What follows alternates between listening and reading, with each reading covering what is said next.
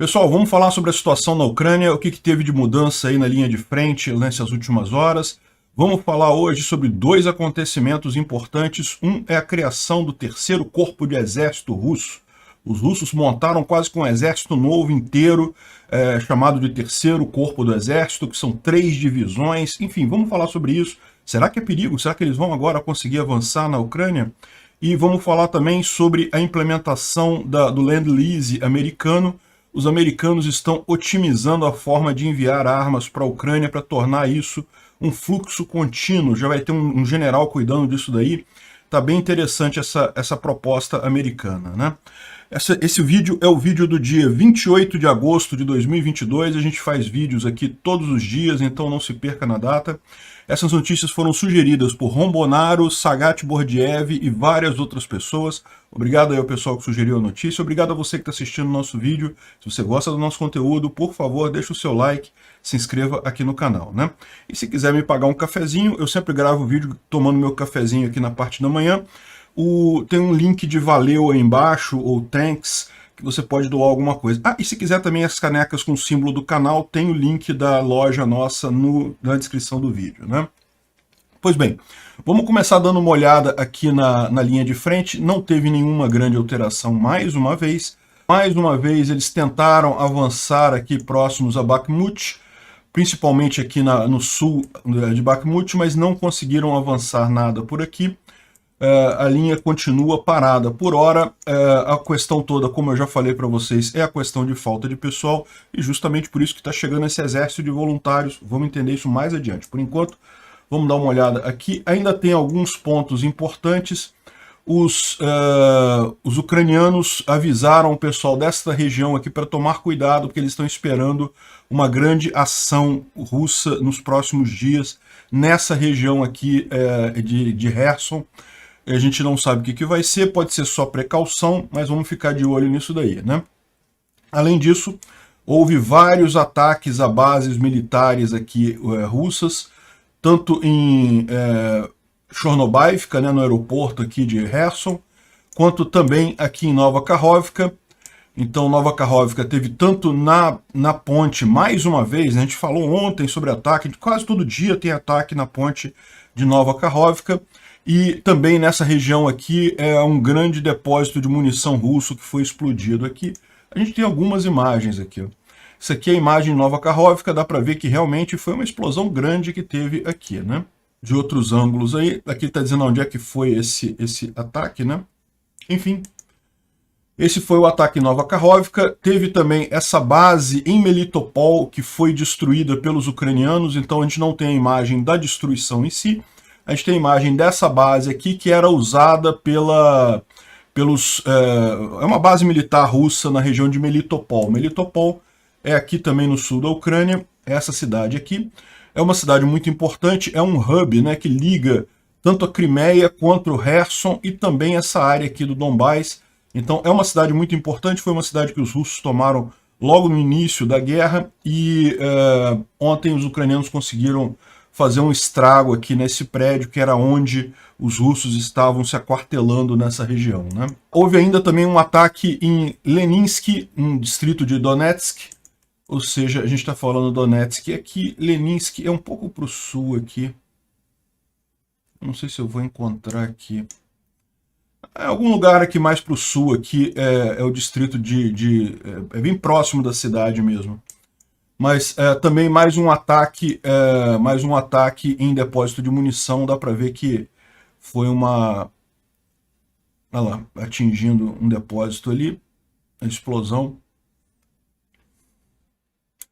Bom, além disso, o que a gente teve de novidade na linha de frente? Teve também a morte de o chefe de polícia da região ocupada de Mihalivka, na província de Zaporizhia, que foi, segundo alguns, morto por ucranianos, segundo outros, se suicidou. Foi encontrado pendurado, enforcado, né? Pode ter sido ataque, pode ter sido suicídio. Menos um colaborador russo nessa região, né? E teve esse caso aqui em Moscou. Um carro pegou fogo, o carro que pertence Yevgeny Sekretarev, ele é um oficial de alta patente lá do exército russo. Ele não morreu, tá? Ele estava no carro, mas não morreu. E o curioso dessa história é que, cara, isso é muito curioso, né? Botaram fogo no carro do cara, aqui já é a imagem. Essa aqui é a imagem, eles capturaram o momento que aconteceu, né? Isso aqui é a imagem depois. E aí o o FSB chegou para investigar o caso e prendeu essa senhora aqui que estaria gritando Azov is power, Azov é poder. Eu não sei, está ficando muito óbvio esse pessoal, né? Essa propaganda que eles estão fazendo do Azov e coisa e tal, realmente um exagero, né? Mas enfim, foi um atentado lá na Rússia, prenderam a mulher. Vamos ver o que acontece agora, né? Ontem teve também o Alexei Arestovich dando algumas informações bastante interessantes, justamente sobre a questão da... primeiro que os russos não estão conseguindo fazer nenhum avanço no final das contas, né? Eles alegaram que conseguiram destruir a bridgehead, né, a cabeça de ponte ucraniana em Davy Bridge, mas não conseguiram. Ele está falando disso daqui, ó, essa região aqui.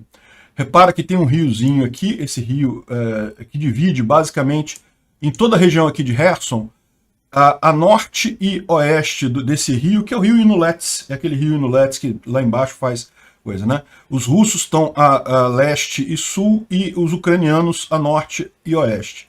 Só que nessa região aqui os ucranianos conseguiram ultrapassar e tomar uma área aqui a sul e leste do rio, do Inulets. Isso aqui é uma coisa estrategicamente positiva, porque facilita eles a conseguir uma contraofensiva a partir daqui, né? O rio é uma barreira natural, então os russos têm tentado com muita força destruir essa cabeça de ponte ucraniana aqui, mas não conseguiram, né? O rio Inulets, esse riozinho aqui, depois aqui ele vai e deságua no Dnipro aqui embaixo.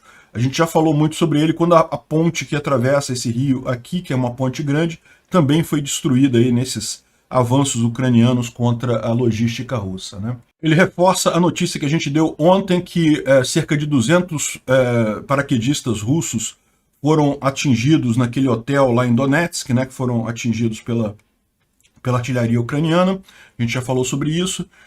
Falaram também sobre os ataques nas pontes de ontem, e aqui ele começa a falar do assunto que a gente vai falar com um pouco mais de detalhe, que é o terceiro corpo de exército dos russos, que, segundo ele está dizendo, ele vai ser usado defensivamente. Veja, o fato desse terceiro corpo do exército, que teoricamente são 3 divisões, 45 mil pessoas, é muita gente, o fato deles atuarem defensivamente é esperado por quê? Porque eles são voluntários que tiveram um treinamento mínimo, não são pessoas capazes de aguentar uma linha de frente. Agora, isso não quer dizer que não vai aumentar a pressão sobre a Ucrânia na linha de frente. Por quê?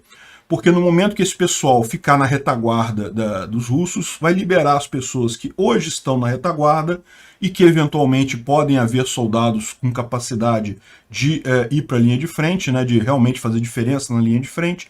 Então esse terceiro corpo de exército russo que vai chegar, vai liberar as tropas russas para irem mais à frente e talvez isso faça alguma diferença.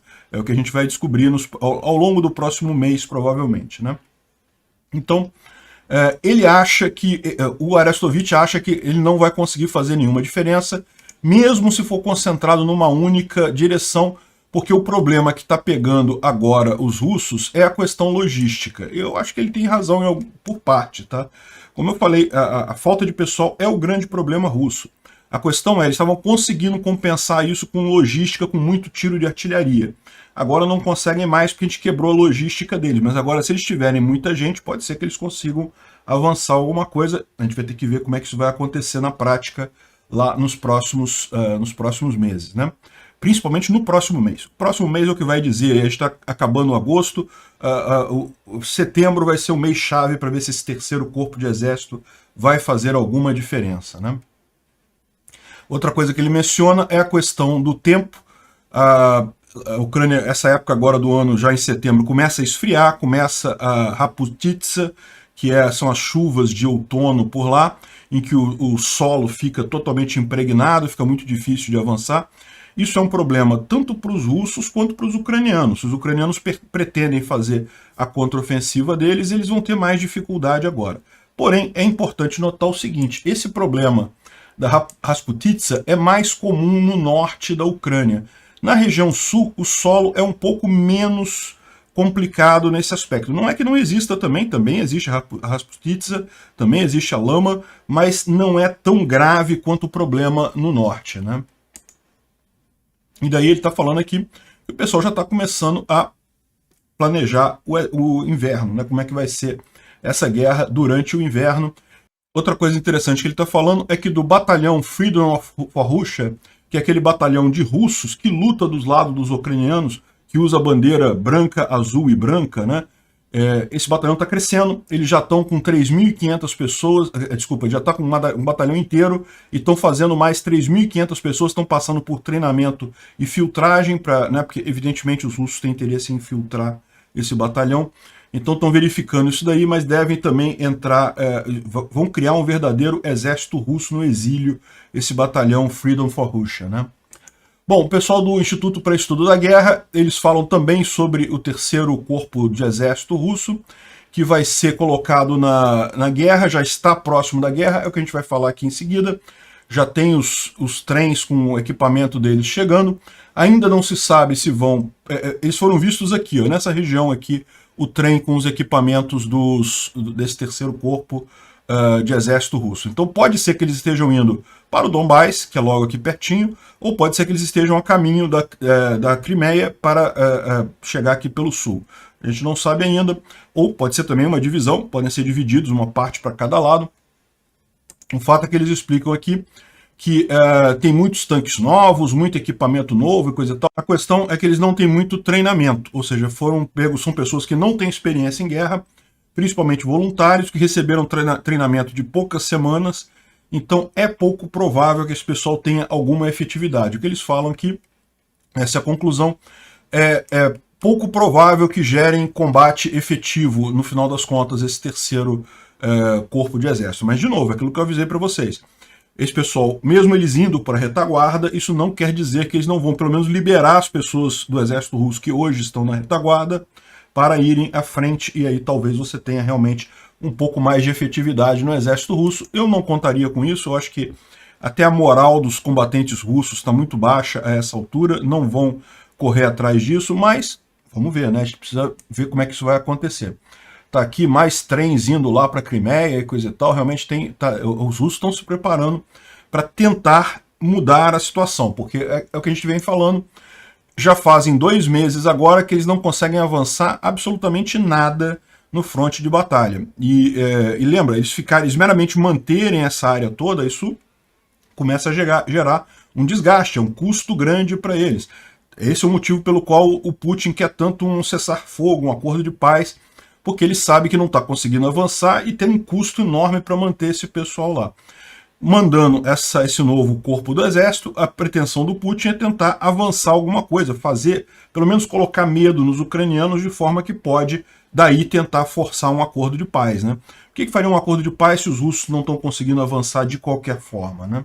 Enfim, é um ponto de preocupação, mas eu não diria que é um ponto de preocupação muito grande, não. O mais provável é que isso acabe só repondo as muitas perdas que o exército russo já teve, que certamente são muito maiores do que 45 mil soldados, e não faça nenhuma diferença no final das contas, mas, de novo, temos que acompanhar para ver como é que vai acontecer.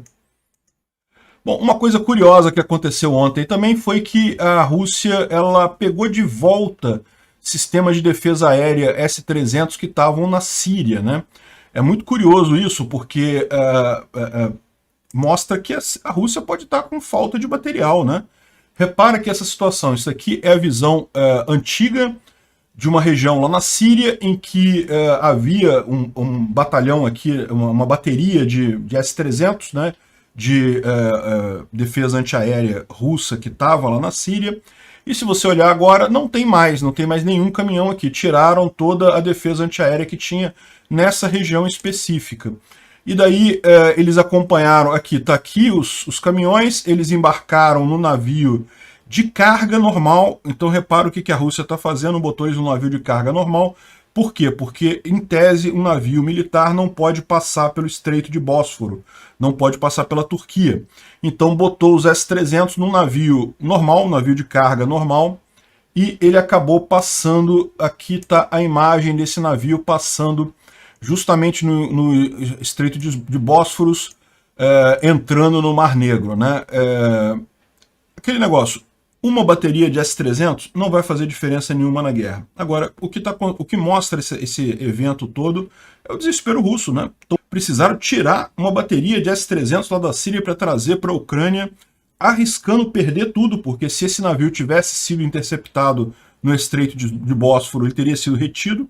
Então, realmente uma ação meio desesperada dos russos, o que pode indicar que eles estão com problemas com a defesa antiaérea deles, né?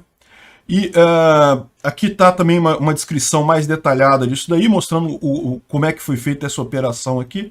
O pessoal descobriu isso já depois que tinha acontecido, mas dá para ver que eles conseguiram interceptar todo o trajeto desses S-300, né?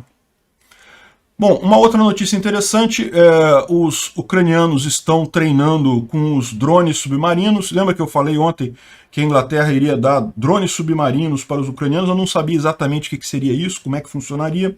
E bom, aparentemente são veículos para identificar minas submarinas. Então é esse dronezinho aqui, ó, tá vendo?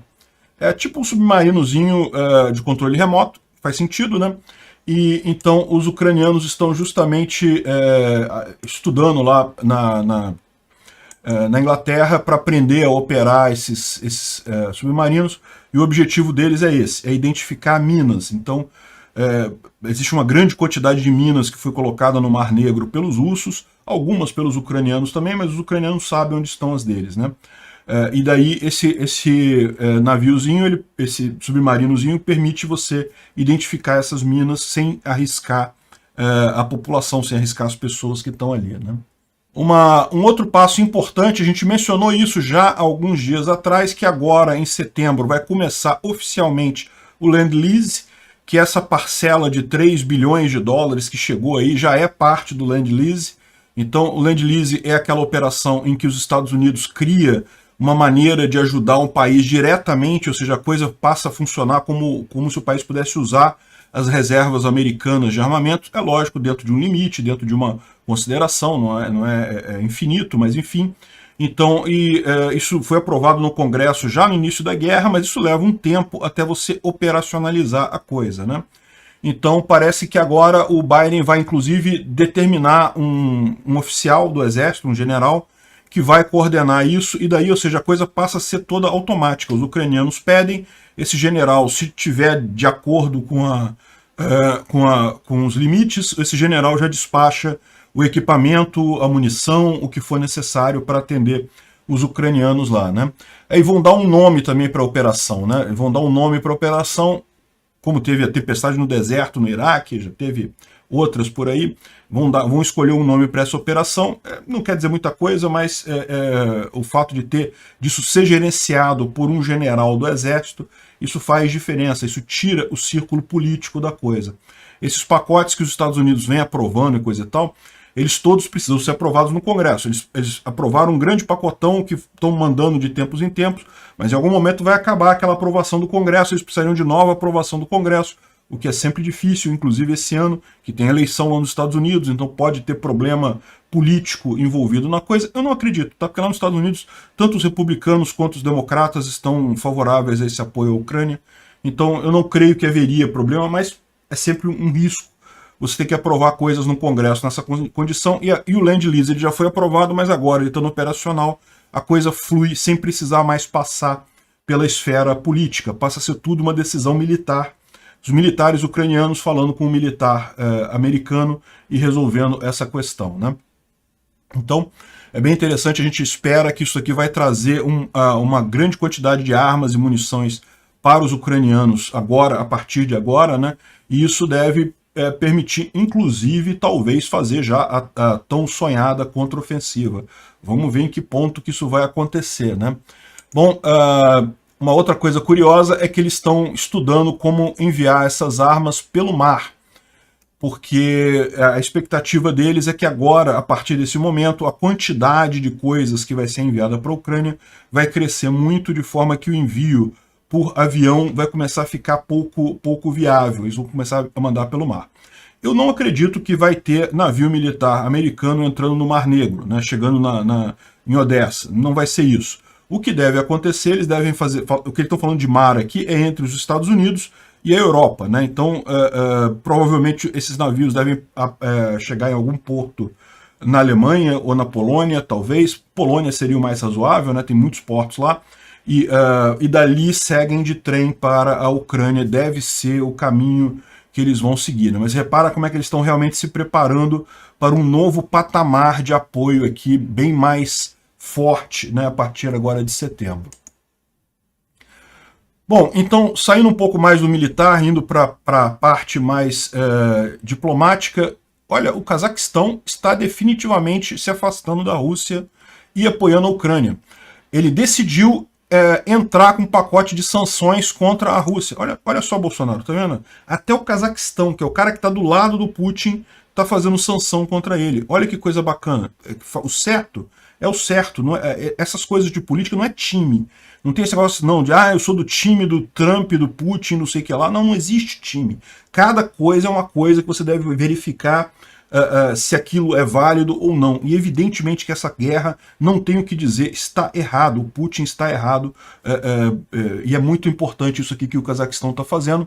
Eles não reconheceram as repúblicas, entre aspas, separatistas da Ucrânia e passaram a usar a linguagem cazaque nos encontros internacionais, ou seja, eles estavam também num processo de usar cada vez mais o russo no Cazaquistão e pararam, né? E agora no centro da cidade, lá de Karaganda, bandeiras ucranianas no centro da cidade do Cazaquistão. Dá para ver que todas essas repúblicas ex-soviéticas, elas têm a mesma visão. Todo mundo quer se afastar da Rússia.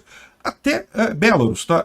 É que Belarus, o presidente lá, o Lukashenko, é um fantoche russo, mas se você pegar a população de lá, a população quer se afastar, esses países todos querem se afastar da Rússia, pelo motivo óbvio. Olha o que a Rússia está fazendo com a Ucrânia, né? E aqui o pessoal da Oeste tentando dar um tom alarmista, que esse pessoal da Oeste está meio que comprado pelos russos também, impressionante. Não porque a comunidade europeia convoca reunião de emergência sobre crise energética, como é que eles vão fazer para enfrentar a escassez e a alta dos preços. E, de fato, a energia elétrica subiu muito na União Europeia. O culpado disso é a Rússia, todo mundo sabe. A Rússia realmente está usando o gás como arma contra a Europa. Era algo de se imaginar, então foi, em última análise, um erro estratégico da Europa lá atrás confiar no gás russo. Mas a verdade é a seguinte, esse problema, não estou dizendo que não existe problema, sim, existe, a energia elétrica está cara na Europa, eles têm que fazer alguma coisa para reduzir, mas esse problema é muito menor do que muita gente está imaginando. As reservas de gás da Europa estão muito próximas do objetivo de 80% que é necessário para o inverno, né? Se você reparar aqui, nesse gráfico, a região cinza é normalmente o que acontece com as reservas de gás na Europa. Então, naturalmente, elas caem no inverno, aí quando chega aqui em fevereiro, elas começam a ser repostas, e quando chegam aqui no final do ano, agosto, setembro, elas têm que chegar aqui em outubro na faixa dos 90% para permitir passar o inverno sem atropelos, né? O inverno é onde se gasta muito gás lá para aquecimento. Então repara que, embora no início do ano, com a questão da guerra, as reservas estivessem muito baixas, isso foi sendo recuperado com o gás liquefeito enviado pelos Estados Unidos, com outras fontes de gás, de forma que o percentual de gás já está perto de 80% e muito provavelmente vai chegar na época do inverno já com o valor completo aqui necessário para não faltar gás. Evidentemente, não vai ser fácil, vai ser caro, mas não vai ter tanto problema quanto o pessoal está imaginando não, né? Por outro lado, o que está acontecendo é justamente que a economia russa que está cada vez mais desabando, né? A previsão aqui de um ex-general americano é que até o final do ano a Rússia quebra. Bom, eu achei que ia quebrar antes. Aliás, muitos especialistas também pensaram isso, eu refleti a opinião deles aqui no canal, que eles não iam conseguir chegar nem no meio do verão. Mas está durando mais do que esperava, com todo o decréscimo de qualidade de vida na população lá, né? De qualquer forma, esse tipo de sanção é algo inédito. Então a gente está aprendendo também com o que está acontecendo lá. O fato é que uma hora vai quebrar, vai. Algumas curiosidades aqui, parece que teve um mercenário russo que fez uma performance chamando pela morte de todos os ucranianos e coisa e tal, né? É uma coisa meio tosca aqui. Enfim, é coisa de russo nazista, né? Essa aqui foi muito engraçada. Esse caso aqui, olha só, esse aqui foi uma filmagem ao vivo de um propagandista russo. E daí o cara estava filmando um ataque com um drone nas linhas ucranianas e os ucranianos sequestraram o drone dele. Tá vendo esse cara aqui? Esse cara aqui é do Russisch. É uma unidade mercenária russa, outra diferente do Wagner, também nazista. Esse cara é um cara que deu entrevista um dia dizendo: não, eu sou nazista mesmo, não sou ditador, não sou nacionalista, não, eu sou nazista. É esse cara aqui que tá aqui atrás, né? E estavam gravando ao vivo, né? Então eles acabaram mostrando que os ucranianos tomando o drone deles, né? Сейчас посмотрим, хоть куда сядет.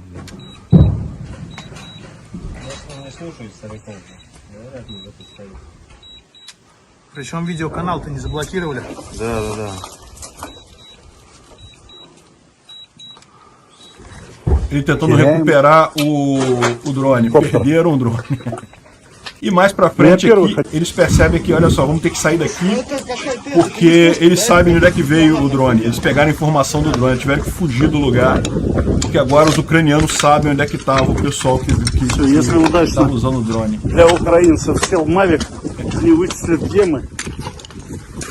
Se ferraram. Obrigado por assistir o vídeo até o final. Além de curtir, compartilhar e se inscrever no canal, considere se tornar patrocinador com valores a partir de R$ 1,99. Clique no botão Seja Membro abaixo para saber as condições e vantagens de patrocinar o canal. Mais informações sobre o nosso projeto, visite nossos sites indicados na tela.